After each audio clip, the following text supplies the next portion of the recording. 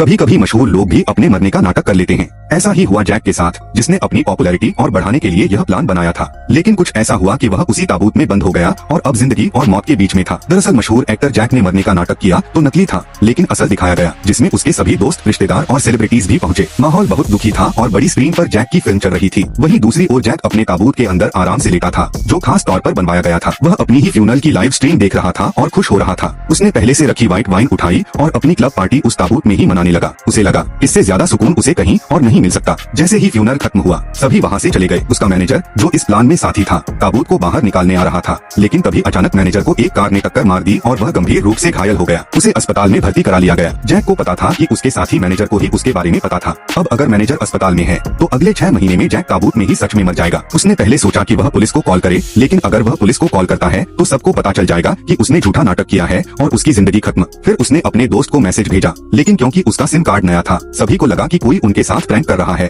और उन्होंने उस नंबर को ब्लॉक कर दिया।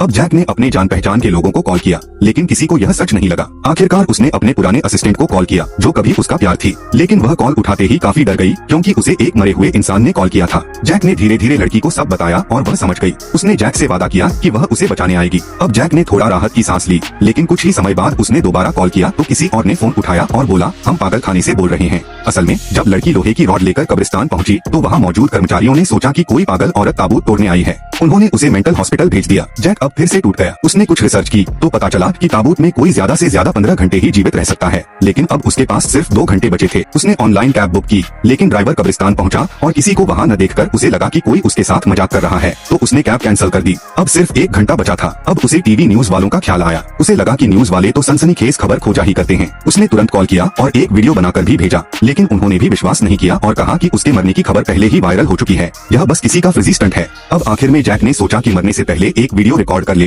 ताकि मरने के बाद उसकी सच्चाई सबको पता चल सके। उसके कैमरा खोलते ही कुछ हलचल सुनाई दी। जब उसने देखा तो सामने उसका दोस्त एंटन था, वही दोस्त जिसका कार एक्सीडेंट हुआ था। उसने ताबूत खोदकर बाहर निकाला। बाहर उसे उसके सारे रिश्तेदार और चाहने वाले मिले और उसे पूरा प्लान बताया गया कि यह बस उसके साथ एक प्रैंक था।